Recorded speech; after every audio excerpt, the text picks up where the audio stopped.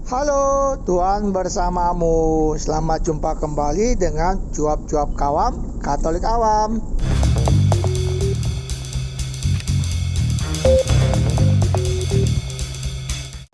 Apa kabar Bapak dan Ibu, kakak dan adik, saudara-saudara, teman-teman dan rekan-rekan semua? Semoga baik adanya, sehat dan bahagia. Mari kita hening sejenak sebelum kita membaca bacaan hari ini sambil melihat pemandangan di sekitar kita. Inilah Injil Yesus Kristus menurut Yohanes bab 2 ayat 1 sampai 11. Pada hari ketiga ada perkawinan di Kana yang di Galilea dan ibu Yesus ada di situ. Yesus dan murid-muridnya diundang juga ke perkawinan itu. Ketika mereka kekurangan anggur, ibu Yesus berkata kepadanya, "Mereka kehabisan anggur." Kata Yesus kepadanya, "Mau apakah engkau daripadaku, ibu? Saatku belum tiba." Tetapi ibu Yesus berkata kepada pelayan-pelayan, "Apa yang dikatakan kepadamu, buatlah itu." Di situ ada 6 tempayan yang disediakan untuk pembasuhan menurut adat orang Yahudi. Masing-masing isinya 2-3 buyung. Yesus berkata kepada pelayan-pelayan itu, "Isilah tempayan-tempayan itu penuh dengan air." Dan mereka pun mengisinya sampai penuh. Lalu kata Yesus kepada mereka, "Sekarang cedoklah dan bawalah kepada pemimpin pesta." Lalu mereka pun membawanya. Setelah pemimpin pesta itu mengecap air yang telah menjadi anggur itu, dan ia tidak tahu dari mana datangnya, tetapi pelayan-pelayan yang mencedok air itu mengetahuinya, ia memanggil mempelai laki-laki dan berkata kepadanya, "Setiap orang menghidangkan anggur yang baik dahulu, dan sesudah orang puas minum, barulah yang kurang baik. Kan tetapi engkau menyimpan anggur yang baik sampai sekarang." Hal itu dibuat Yesus di Kana yang di Galilea sebagai yang pertama dari tanda-tandanya, dan dengan itu ia telah menyatakan kemuliaannya dan murid-muridnya percaya kepadanya. Demikianlah sabda Tuhan, terpujilah Kristus. Ayat yang menarik dalam bacaan hari ini adalah ayat 8. Lalu kata Yesus kepada mereka, "Sekarang cedoklah dan bawalah kepada pemimpin pesta." Bacaan hari ini menceritakan pesta perkawinan di Kana di Galilea, di mana ibu Yesus ada di situ dan Yesus beserta murid-muridnya diundang juga. Dalam kisah ini diceritakan bagaimana ibu Yesus tergerak hatinya dan meminta Yesus membantu. Walau ditolak dalam tanda kutip ditolak oleh Yesus, namun ibu Yesus yakin bahwa Yesus akan membantu.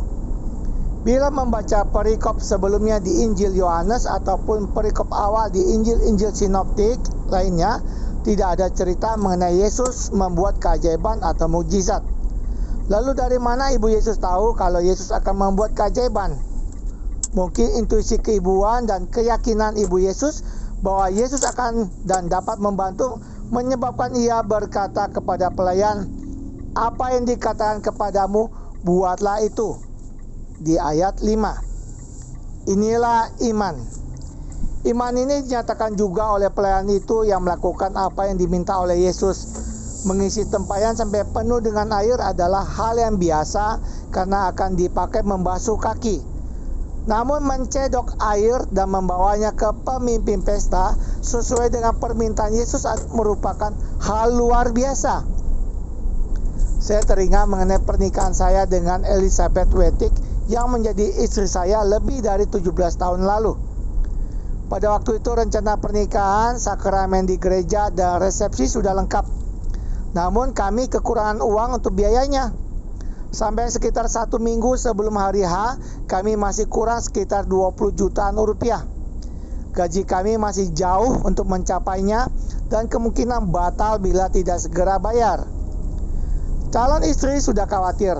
Saya menenangkannya bahwa mungkin perusahaan tempat saya bekerja akan memberikan bonus seperti biasa pada bulan itu dan jumlahnya mencukupi untuk kekurangan itu. Sebenarnya saya khawatir karena bonus itu tidak pasti dan apakah jumlahnya cukup. Namun entah kenapa saya yakin bahwa hal itu tercapai dan Tuhan akan memberikannya. Akhirnya benar ada hari pemberian bonus tunai dan saya dapat langsung memberikan ke Elizabeth Wetik untuk membayarkan biaya-biaya sehingga acara dapat berlangsung baik. Dalam kisah Injil ini diakhiri dengan dan murid-muridnya percaya kepadanya di ayat 11c. Saya percaya kepada Tuhan Yesus. Bagaimana dengan Anda?